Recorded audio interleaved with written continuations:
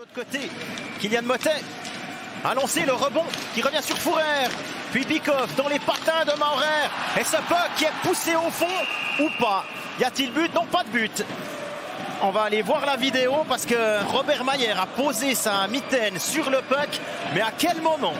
Alors, est-ce que c'est le deuxième but de la saison de Philippe Fourer? C'est venu dans tous les sens là. Bikov dans les patins. Ensuite, tout de suite de l'autre côté pour Philippe Fourer. Et ce puck qui glisse. On se réjouit de voir le ralenti depuis derrière les buts, par exemple.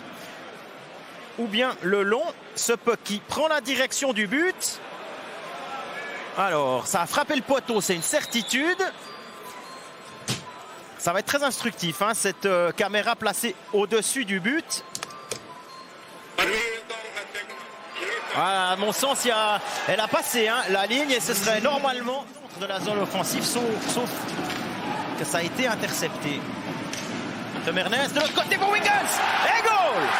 Ça devait tomber et c'est mérité tellement Genève a dominé les débats dans ce deuxième tiers et ce powerplay grâce à Tommy Wiggins et à une passe parfaite de Tanner Richard. Alors les esprits chagrins vous diront que ce sont toujours les mêmes qui marquent. Oui, mais bon, ils sont là pour ça. Un partout en powerplay grâce à Tommy Wiggins alors qu'on joue la 33e minute de jeu. On revoit Temernes qui trouve... c'est pas Richard, c'est Temernes à la passe. Qui trouve Wiggins de l'autre côté. Et le public qui joue son rôle et qui pousse. C'est le bon moment, une bonne possibilité, c'est le goal. Daniel Winnick, 2-1 pour Genève. On avait déstabilisé l'arrière-garde fribourgeoise et attendu pour trouver la bonne possibilité. C'est Winnick qui offre le 2-1 à Genève Servette alors qu'il reste un peu plus de 14 minutes et demie à disputer. 45e minute. Le Canadien donne l'avantage à Genève. Magnifique, rien à faire pour Reto Berra. Maurer de l'autre côté, Eric Fer qui retraverse pour Winnick. Et c'est 2-1. Dernier a de nouveau gagné son engagement et goal. Et c'est Chavaya qui égalise. Chavaya qui avait été le malheureux là, deux fois puni pour avoir fait trébucher son adversaire et qui égalise alors d'un coup de fusil. Tout ce qui ne marchait pas a marché à peu près 10 secondes. Un engagement gagné, un tir de la ligne bleue et du trafic devant Robert Mayer et ça suffit pour Fribourg pour revenir à niveau. Ouais, le trafic devant Robert Mayer, on se réjouit de voir depuis l'arrière de la cage, mais il y a Brodin qui aura un assist sur ce but. On revoit, ouais, effectivement, il ne voit pas partir le puck. Robert Mayer, c'est compliqué.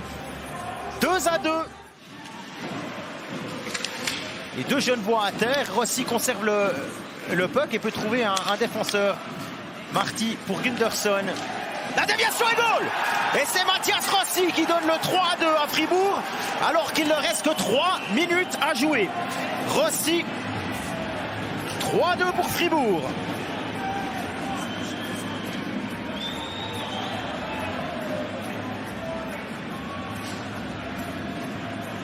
On va revoir Gunderson qui lance la déviation. Et c'est 3-2 pour les Fribourgeois. Eux qui avaient peine et cette défensive fribourgeoise là qui pour le moment plie. Tentez plus, il est tout seul et goal. Et c'est Tim Bozon qui égalise alors qu'il reste 46 secondes. Complètement fou cette fin de match. Alors qu'il reste 46 secondes et demie. 60e minute. But pour Genève Servette par le numéro 94 Tim Bozon. 3-3, ce qui est un peu plus conforme on va dire, au visage de cette partie qui a été dominée aux 2 tiers par Genève. Eric Fer pour Tim Bozon qui trouve le moyen de battre Reto Berra.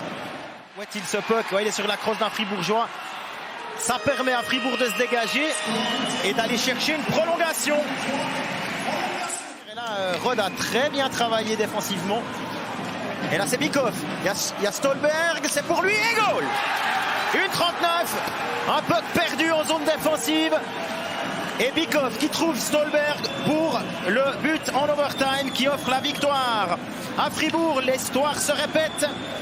Un nouveau succès fribourgeois face à Genève, à nouveau en prolongation. But du Suédois Stolberg sur une passe d'Andrei Bikov qui inscrit effectivement son deuxième assist du soir, lui qui avait été déterminant sur l'ouverture du score de Philippe Fourer. On revoit